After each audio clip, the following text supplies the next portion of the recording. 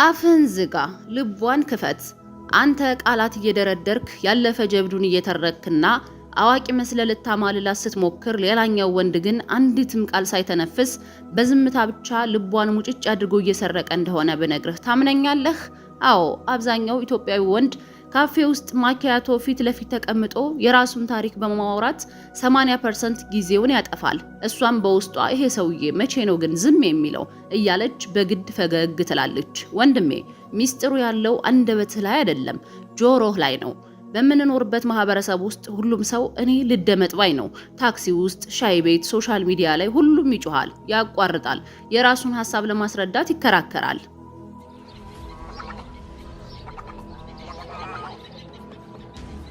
የኛ ሀገር ባህል ደግሞ ወንድ ልጅ አንተ ነህ አውራው፣ አንተ ነህ ተናጋሪው ብሎ ነው የሚያሳድገው።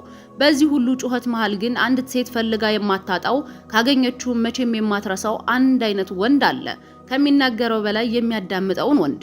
ብዙ ወንዶች ማዳመጥ ማለት እሷ ተናግራ እስክትጨርስና የነሱ ተራ እስኪደርስ ዝም ብሎ መጠበቅ ይመስላቸዋል። ያ ስህተት ነው። የተረጋጋውና ስሜቱን የሚገዛው ወንድ የሚያዳምጠው ቃላትን አይደለም፣ ከቃላት ጀርባ ያለውን የልብ ትርታ፣ ያልተነገረ ስሜትና እውነተኛ ትርጉም ነው። ስትናገር አያቋርጣትም። ቶሎ ብሎ መፍትሄ ለመስጠት አይጣደፍም። ቀጥሎ የሚመልሰውን አእምሮው ውስጥ አያዘጋጅም። እሱ ሙሉ በሙሉ እዛው እሷ ዘንድ አለ፣ በአካሉም በመንፈሱም። አይኖቿን እያየ የድምጿን መለዋወጥ እየተረዳ በጥልቅ ያዳምጣታል። ይህ አይነቱ ጥልቅ ማዳመጥ ለሴት ልጅ የሚነግራት አንድ ትልቅ ቋንቋ አለ። እኔ ላንቺ ትልቅ ቦታ አለኝ፣ ላንቺ ስል የራሴን ድምጽ አጥፍቼ አንቺን ለመስማት ዝግጁ ነኝ የሚል መልእክት። በእኛ ሀገር አውድ ሴቶች ብዙ ጊዜ የውሳኔ ሀሳብ እንዲሰጡ፣ በነፃነት ስሜታቸውን እንዲገልጹ አይበረታቱም። ታዲያ አንተ ይህንን አስተማማኝና ነፃ መድረክ ስትፈጥርላት ልቧ ውስጥ የምታስቀምጠው የደህንነት የሙቀትና የአክብሮት መሰረት መቼም የማይናወጥ ይሆናል። ፍቅር የሚጠነክረው እወድሻለሁ በማለት ብዛት ሳይሆን እየሰማሁሽ ነው፣ ይገባኛል በሚለው የተግባር ዝምታ ነው። ይህንን እውነት ዝም ብለህ አንብበህ እንድታልፈው አልፈልግም። የቤት ስራ ልስጥህ። በሚቀጥለው ቀጠሮህ ላይ ወይም ዛሬ ማታ ከምትወዳት ሴት ጋር ስታወራ የ70 ወይም ደግሞ የ30% ህግን ተጠቀም። እሷ 70% እንድታወራ ፍቀድላት፣ አንተ ግን 30% ብቻ ተናገር። ስትናገር አታቋርጣት። ስልክህን ኪስህ አስገብተህ ሙሉ ትኩረትህን ስጣት። አይኖቿን እያየህ ጭንቅላትህን በመነቅነቅ ብቻ አበረታታት። ከዚያ የሚፈጠረውን ተአምር ታዘብ። እንዴት ዘና እንደምትል፣ ስሜቷን እንዴት አውጥታ እንደምትነግርህና በመጨረሻም ባንተ ውስጥ ያለውን አስተማማኝ ወንድ አይታ እንዴት በልዩ አይን እንደምትመለከት ታያለህ። ይህንን ሞክረውና ተመልሰህ ና። ሚስጥሯን፣ የተሰራባትን በደል ወይም የገጠማትን ችግር እየነገረችህ አንተ በጀግንነት ስሜት ለምን እንደዚያ አላደረግሽም? ይሄ እኮ ቀላል ነው፣ እንዲህ ማድረግ ነበረብሽ እያልክ መፍትሄ ስትዘረግፍላት ፊቷ ላይ ያለውን ብርሃን ድርግም ሲል አስተውለህ ታውቃለህ? አዎ፣ አንተ ልትረዳት አስበህ ነው። ነገር ግን በሷ ዓለም ውስጥ አንተ ሳታውቀው ትልቁን የፍቅር በር ዘጋኸው። ለምን መሰለህ? ምክንያቱም እሷ ኢንጂነር ወይም ደግሞ መካኒክ አልፈለገችም፣ አጋር ነው የፈለገችው። የሚያዳምጣት፣ የሚወዳት ሰው፣ የሚሰማት፣ በደንብ ልብ ብሎ የሚሰማት፣ የሚረዳት ወይም ደግሞ የሚፈርጃት አይደለም። እንደዚህ እንዴት አላደረግሽም፣ እንዲህ ለምን አታደርጊም የሚላትን አይደለም። የሚያዳምጣትን ሰው ነው የፈለገችው፣ አጋር ነው የፈለገችው።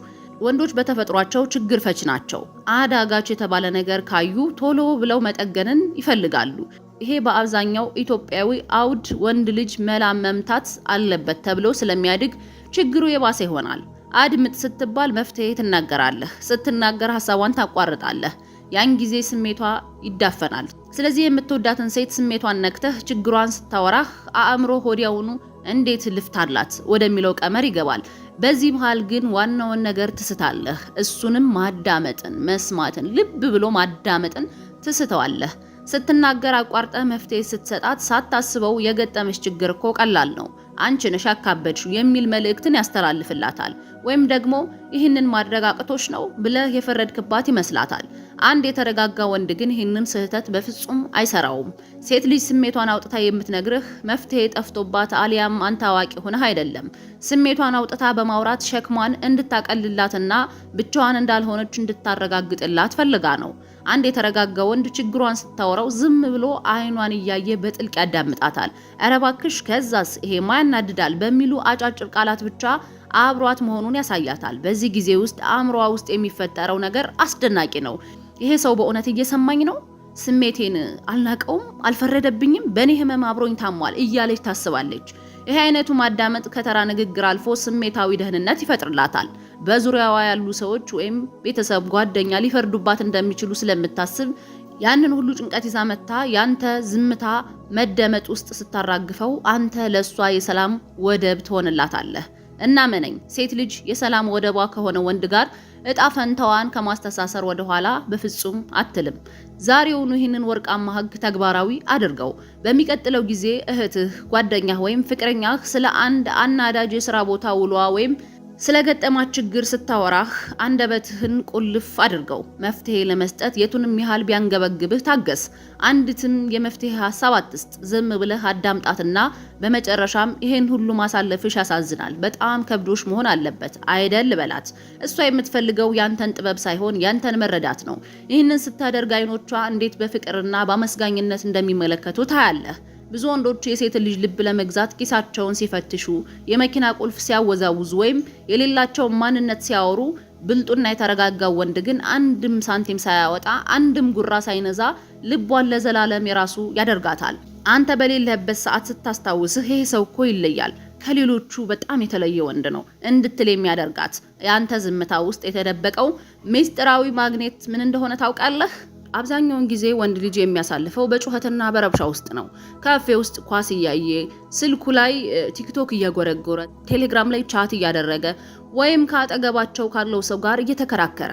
በዚህ ሁሉ ትኩረት ሰራቂ በሆነ ትውልድ መሃል አንዲት ሴት ስታወራ ስልኩን ደፍቶ አይኗን እያየ ሙሉ ትኩረቱን የሚሰጥ ወንድ ማግኘት በበረሃ ላይ ቀዝቃዛ ውሃ እንደ ማግኘት ነው።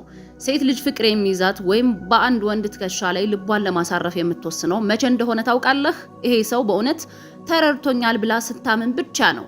በእኛ ሀገር ባህል ሴቶች ሀሳባቸውን ወይም ችግራቸውን ሲያወሩ አብዛኛው ወንድ ቶሎ ብሎ መፍትሄ ለመስጠት ይጣደፋል ወይም እንዲህ ማድረግ አልነበረብሽም ብሎ ፈራጅ ይሆንባቸዋል።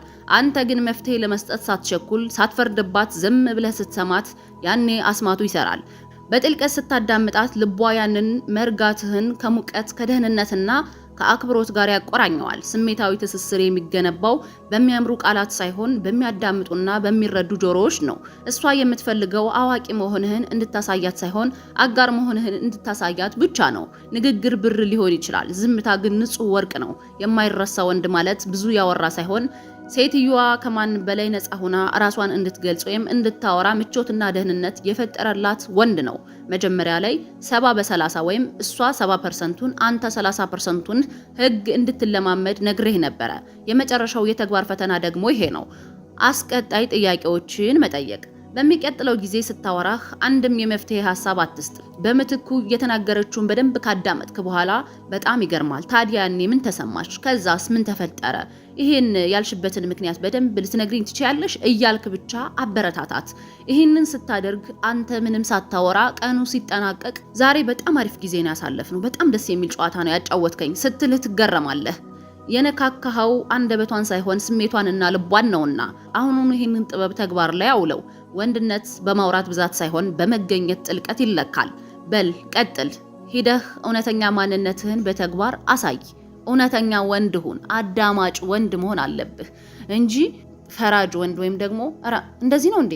ለምን እንደዚህ ታደርጊያለሽ እንዴ? አንቺ እኮ ያኔ እንደዚህ ማድረግ ትችይ ነበረ እያልክ መፈረጅና እሷ ላይ ነገሮችን ማብዛት የለብህም። ማዳመጥ በህይወት ውስጥ ዝምታ በጣም ትልቅ ኃይል አለው። ዝምታ ትልቅ ኃይል አለው። ልቧን በቃላት ሳይሆን በጆሮህ ስረቀው። ውድ የሳቢሳ ቤተሰቦች የዛሬው የሳቢሳ ፕሮግራሜ ይህን ይመስላል። መልካም ጊዜ